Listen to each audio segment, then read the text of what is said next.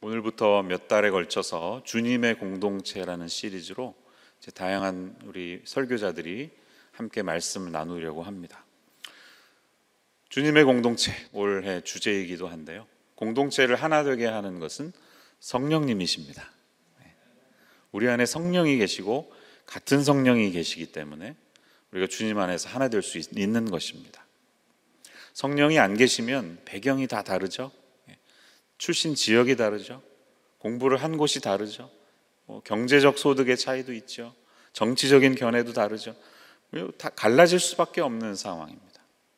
그리고 실제로 많이 갈라집니다. 그러나 우리 안에 하나 되게 하시는 성령이 계시기 때문에 우리는 공동체라고 이렇게 자신 있게 말할 수 있는 것이에요.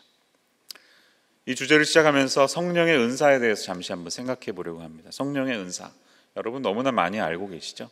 카리스마라는 헬라어는 카리스, 은혜, 그레이스에서 나왔습니다. 그렇기 때문에 성령의 은사는 은혜로 주어지는 것이 하나님의 선물이에요. 하나님의 뜻 가운데 우리에게 그냥 주어지는 선물이라는 것이. 카리스마는 남들을 끌어들이는 흡입력, 매력이 아니라 은사라는 것이. 때문에 우리의 어떤 준비됨이나 의지와는 상관없이 하나님께서 일방적으로 주시는 것이라고 볼 수가 있습니다. 제가 오늘 12장 3절에서부터 11절까지 함께 봤는데요. 오늘 이 본문에서 어떠한 진리, 은사에 대한 진리를 알 수가 있습니까? 그것은 3절의 말씀 보시는 것처럼 이것은 하나님으로부터 오는 것이라는 겁니다. 여러분 3절의 고백이 뭡니까?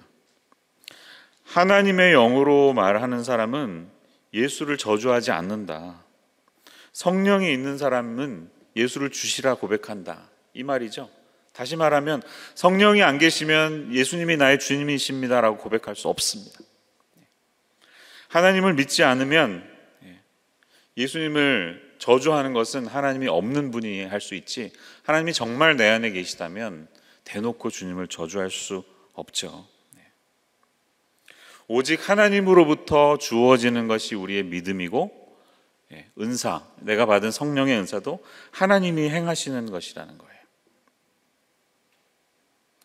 이 성령의 은사를 오해하는 한국교회 분위기가 있습니다. 그건 뭐냐면 크리스찬이 2번 2단계에 걸쳐서 된다 이렇게 생각하는 분들이 있어요. 제가 물 세례는 받았는데 성령 세례는 아직 못 받았습니다. 이런 말 들어보셨죠? 그것은 성경적으로는 옳지 않는 말씀입니다.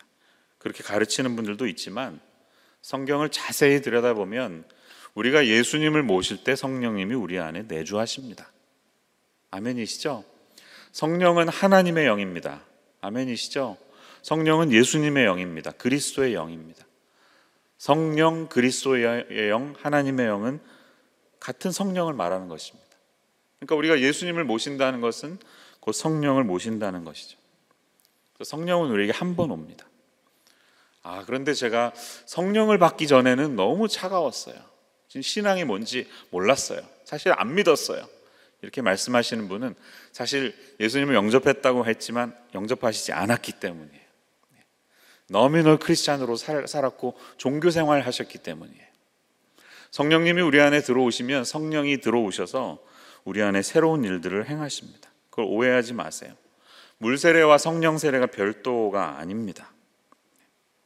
그리스도인들에게 성령의 역사가 2단계에 걸쳐서 나타나지 않습니다. 이렇게 말씀하실 수 있습니다. 내가 성령의 능력을 받기 전에는 몰랐다. 우리는 성령의 기름 부으심을 위해서는 기도해야 됩니다. 성령의 기름 부으심은 어떤 뜻일까요? 기름 부으심은 하나님의 사역을 하시는 분들이 성령님께 간구하는 것입니다. 제가 주님의 일을 할 수 있도록 저를 기름 부어달라고 이렇게 기도할 수는 있습니다. 주님의 일을 위해서 enrich 해주시는 것이고, enhance 시켜주는 것이고, empower 해주시는 것이에요. 그렇게 기도할 수는 있지만 제가 성령을 받지 않았기 때문이라고는 말씀하지 마십시오. 그것은 그렇지 않습니다. 이해가 되시죠? 그러니까 우리가 예수님을 모시는 순간 성령님이 우리 안에 들어오십니다. 그렇지만 성령 충만은 반복적으로 계속해서 일어나야 하는데 그것이 잘 되지 않기 때문에 겨우 산소 마스크 쓰고 살았던 것이에요. 주님이 원하시는 것은 마라톤 하는 폐를 간직하는 건데 겨우 숨만 쉬면서 사시는 분들이 있어요. 그렇지만 그런 분들에게도 성령님은 계십니다. 그리고 우리가 달릴 수 있기를, 운동할 수 있기를, 저 높은 곳을 향하여 걸어갈 수 있기를 원하십니다. 내 안에 계신 성령님이 계시다는 사실을 잊지 마십시오.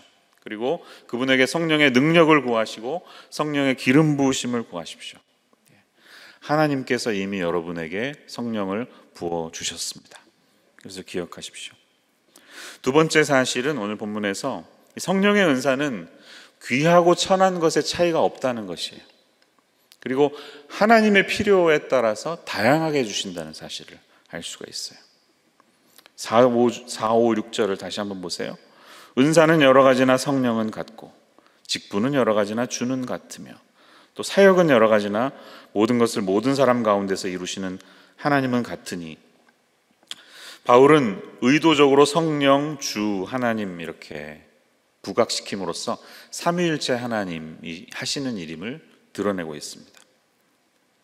은사, 카리스마, 직분이라는 단어는 여러분 많이 들어보신 디아코니아라는 단어입니다. 섬김, 하나님 나라를 위한 많은 우리의 미니스트리와 섬김들을 말합니다. 사역은 에네르예마라는 단어인데 여기에서 에너지라는 말이 나왔습니다. 무엇인가 우리를 활동적으로 움직이게 하는 모든 액티비티, 이런 것들을 말하는데 하나님은 같은 분이시라는 거예요. 근데 차이는 많아요. 이 받은 은사의 종류는 다 달라요. 그래서 8절에서부터 10절까지는 어떤 사람에게는 어떤 사람에게는 무엇을 이렇게 은사의 종류를 나누고 있는 것을 우리가 보고 있습니다. 그런데요, 이 주어진 은사는 더 소중하고 덜 소중하고의 차이는 없습니다. 이 말씀은 다음 주에 우리 조정현 목사님이 잘 설명해 주실 거예요. 몸의 모든 부분이 다 필요하지 않습니까? 버릴 기관은 하나도 없습니다. 손톱, 발톱도 굉장히 중요합니다. 빠져보면 압니다. 그렇죠? 버릴 기관이 없는 것처럼 다 소중한 것입니다. 귀천의 차이가 있지 않습니다. 그것을 기억하세요. 근데 11절 말씀 보면 이것은 하나님이 전적으로 그분의 뜻대로 각 사람에게 나누어 주시는 것이에요. 자, 이것을 우리가 잘 기억해야 됩니다. 은사 주시는 것은 하나님 마음대로예요. 내가 원한다고 해서 그대로 주시는 것도 아니고 하나님이 그분의 선하신 뜻대로 나의 디테일한 모든 삶의 상황을 잘 아셔서 그분의 의지 가운데 주신다는 것입니다.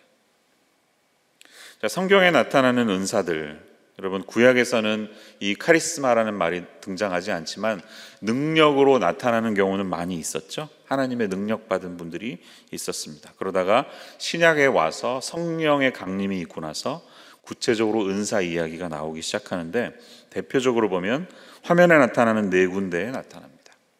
여러분 잘 알고 계신 내용이에요. 로마서 12장에 나오는 리스트를 보세요. 예언, 섬기는 일, 가르치는 일, 위로하는 일, 구제하는 일, 다스리는 일, 긍휼을 베푸는 일들. 고린도 교회, 오늘 등장한 내용이죠. 세 번째 어디 나옵니까? 에베소서 4장에 나옵니다. 어떤 사람은 사도로, 선지자로, 복음 전하는 자로, 목사와 교사로 부르셨으니 라는 말에 나오고요. 네 번째 베드로전서 4장에 나옵니다. 말하는 것, 봉사하는 것 이렇게 등장해요. 자, 그런데 이것이 대표적으로 성경에서 말하는 성령의 은사들인데요. 이게 다일까요? 성령의 은사는 딱 이렇게 리미티드 돼 있을까요? 딱 요것만일까요? 아니요, 그렇지 않습니다. 왜냐하면 이 네 군데 등장했던 성령의 은사가 각기 다르게 표현된 것을 지금 보셨죠? 교회가 처한 상황에 따라서 바울은 자기가 기록하는 성령의 은사 리스트를 다르게 적었습니다. 특별히 고린도 교회에는 다른 곳에 언급되지 않은 초자연적인 힘을 발휘하는 그런 은사들이 많이 기록이 되어 있습니다. 그런 것들 보이시죠? 예언함, 영들 분별함, 각종 방언 통역, 고치는 은사, 병 고치는 은사 이런 것들이 들어가 있습니다. 그 이유가 뭘까요? 그 이유는 고린도 교회가 영적으로 혼란을 겪는 교회였기 때문이에요. 우리가 잘 알듯이 성숙하지 않았기 때문에 은사 받은 것은 많았지만 참 문제가 많은 교회였습니다. 은사를 많이 가졌다고 성숙함이 같이 비례하는 것은 아니었죠. 그래서 잘 알듯이 뭐 윤리적인 문제, 법정 소송에 걸린 문제들, 그다음에 우상에게 바쳐진 재물에 대한 음행하는 사람의 이야기 등등의 많은 영적인 이슈들이 있었습니다. 그러다 보니까 이 영적인 이슈를 잘 다루지만 로마서에 등장한 은사를 보면 그런 일들이 기록이 되어 있지 않아요. 그냥 좀 제너럴합니다. 예언, 섬기는 일, 가르치는 일, 위로하는 일, 구제하는 일, 다스리는 일, 긍휼을 베푸는 일, 이런 식으로 기록되어 있습니다. 자, 여기서 뭘 볼 수가 있습니까? 하나님의 예비하신 은사들은 이것보다 더 많을 수 있어요. 그렇지만 각 교회에게 이슈를 제기할 때마다 그 교회가 꼭 필요한 은사들을 기록하고 있다. 이런 내용들을 우리가 볼 수 있는 것이에요. 하나님께서 숨겨주신 무궁한 은사들이 있을 것입니다. 그런데 우리가 미처 모르지만 나를 너무나 잘 아시는 하나님께서 그분의 뜻 가운데서 섬세하게 주신 특별한 은사가 우리 각 사람에게, 각 교회에게 임하신다는 거예요. 담임 목회를 하는 제 입장에서는 병 고치는 은사가 있었으면 좋겠습니다. 솔직히 그렇습니다. 정말 그 질병 때문에 고통스러워하는 분들 보면 하나님 그런 은사가 있으면 좋겠습니다라고 기도가 나옵니다. 그렇지만 저에게는 없다는 사실을 압니다. 좀 받아들입니다. 왜? 저를 너무나 잘 아시는 하나님께서 제게 지금 꼭 필요한 은사를 주셨기 때문이다. 이렇게 생각을 해요. 세 번째로 오늘 본문에서 또 발견할 수 있는 사실은 이 은사라고 하는 것은 나의 유익이 아니라 공동체의 유익을 위한 것이기 때문이라는 거예요. 7절 말씀 보시면 각 사람에게 성령을 나타내심은 유익하게 하려 하심이라 이렇게 기록되어 있습니다. 근데 이 유익하게 하심은 구체적으로 무엇을 말할까요? 고린도전서 14장 12절을 보시면 이런 말씀이 있죠. 그러므로 너희도 영적인 것을 사모하는 자인즉 교회의 덕을 세우기 위하여 그것이 풍성하기를 구하라. 이렇게 되어 있습니다. 교회의 덕이라고 표현됐을 때 거기에 building up the church라고 영어 번역이 되어 있습니다. 교회를 교회답게 세워가는 거예요. 공동체가 세워지는 것, 그것이 바로 덕이고 그것이 유익이라는 겁니다. 14장 3절 말씀도 한번 보세요. 고린도전서 14장 3절. 그러나 예언하는 자는 사람에게 말하여 덕을 세우며 권면하며 위로하는 것이, 거기도 upbuilding이라고 되어 있습니다. 그리스도의 몸이 아름답게 세워져 가는 것이에요. 이것이 바로 우리에게 주신 은사의 목적이라고 볼 수가 있습니다. 자, 잘 생각해 보시고 기도해 보십시오. 여러분에게 주신 하나님의 은사가 다 있어요. 여러분 모든 분이 다 성령의 은사를 갖고 계세요. 아멘 소리가 적죠. 네. 기회가 되면 우리 은사 점검 한번 다 같이 했으면 좋겠어요. 근데 내가 미처 모르지만 그 은사가 분명히 있습니다. 모든 사람에게 성령님이 임하시는데 각 사람에게 꼭 필요한 은사를 항상 주십니다. 때로는 성경에 기록이 되어 있지 않을 수도 있어요. 그렇지만 분명히 하나님께서는 여러분을 잘 아시고 우리 필요에 맞게, 우리 수준에 맞게 마땅한 것을, 너무나 합당한 것을 주신다는 사실을 잊지 마세요. 한 가지 더 생각할 부분이 있습니다. 저는 재능은 있는 것 같은데 이게 은사라고 생각하지는 않습니다. I have talent, but I don't think it's a gift. 이런 말씀도 할 수 있죠. 재능과 은사는 어떻게 다를까요? 네, 차이가 있습니다. 피아노 잘 치는 것, 미술, 그림 잘 그리는 것, 성령의 은사는 아니라 재능입니다. 그렇지만 사실 둘 다 하나님의 선물이죠. 믿는 사람이나 믿지 않는 사람이 다 하나님의 창조물이잖아요. 그렇죠? Future, in the future 하나님의 자녀가 될 수 있죠. 모든 사람에게 하나님이 재능을 주셨어요. 그렇지만 여러분 재능은 하나님의 영광을 위해서 사용될 수도 있습니다. 그렇죠? 제가 반주를 잘해서 이 반주하는 기능으로 예배를 위해 섬길 수도 있습니다. 그렇지만 나의 커리어를 위해서도 충분히 갈 수 있는 것입니다. 이런 것들은 재능이에요. 그런데 은사는 반드시 교회를 위해서 사용돼야 합니다. 교회의 덕을 위해서, 교회의 유익을 위해서 세워지는 것이, 그런 점에서 좀 달라요. 재능은 하나님께서 개발할 수 있게 하셨고 또 그냥 이 유전적으로 부어주시기도 했어요. 하나님이 물론 주셨죠. 그렇지만 내가 개발하는 것에 따라 발전될 수 있습니다. 은사는 전적으로 하나님이 하시는 일입니다. 내가 만들어가는 게 아니에요. 그냥 주어지는 것이, 하나님이 허락하신 것이. 그것은 교회의 덕을 위해서, 교회라는 공동체를 세우기 위해서 하나님께서 빚어가시는 거예요. 그 차이를 좀 생각을 해보십시오. 그리스도인이든 아니든 재능은 누구나 가질 수 있지만 은사는 아무나 갖는 것은 아닙니다. 재능과 영적 은사는 둘 다 하나님의 영광과 다른 사람들을 섬기는 데 사용되어야 하는데, 특별히 우리가 갖고 있는 은사는 이 영적인 일들, 하나님의 일들을 이루는 데 집중되어야 합니다. 재능은 자신을 위해서나 그렇지 않은 목적을 위해서도 사용될 수가 있습니다. 그렇지만 하나님이 주신 은사는 여러분 반드시 교회를 위해 쓰셔야 해요. 공동체를 세워가는데 사용하셔야 돼요. 이 사실을 기억하면서 올 한 해 공동체를 위해서 내게 주신 이 은사가 어떻게 사용될 수 있을지, 꼭 팀장을 하거나 부장을 하라는 이야기가 아닙니다. 여러분만이 할 수 있는, 여러분이 필요한 그 자리가 있을 거예요. 거기에 예스라고 말씀하면서 한 걸음 더 나아가 보시기 바랍니다. 교회가 영광스럽게 세워질 것입니다. 마지막, 정말 중요한 것은 그러나 은사가 아니라 성령의 열매라는 것입니다. 성령의 은사는 그냥 우리가 받는 거예요. 그냥 하나님의 선물일 뿐이에요. 그래서 은사는 상급이 되지 못합니다. 내가 받은 은사를 무엇을 위해, 어떤 동기를 위해 사용했는지에 따라서 우리의 인생은 평가를 받게 됩니다. 내가 인정을 받는 것은 내가 소유한 은사가 무엇이냐, 내가 가르치는 은사를 잘한다, 영을 분별한다, 그것 때문에 인정받는 게 아니라 그 은사로 섬기며 살았던 삶의 결과, 열매로 나타나는 것입니다. 은사는 그냥 주시는 것을 받을 뿐이지만 열매는 내가 삶으로 맺어가는 것이죠. 그래서 새해에는 여러분 성령의 열매를 구하시기를 바랍니다. 주신 은사를 성령의 열매로 승화시키셔야 합니다. 주님은 은사 갖고 주여 주여 내가 주님의 이름으로 귀신 쫓지 않았습니까? 하는 사람들을 나 너희 몰라 라고 말씀하셨습니다.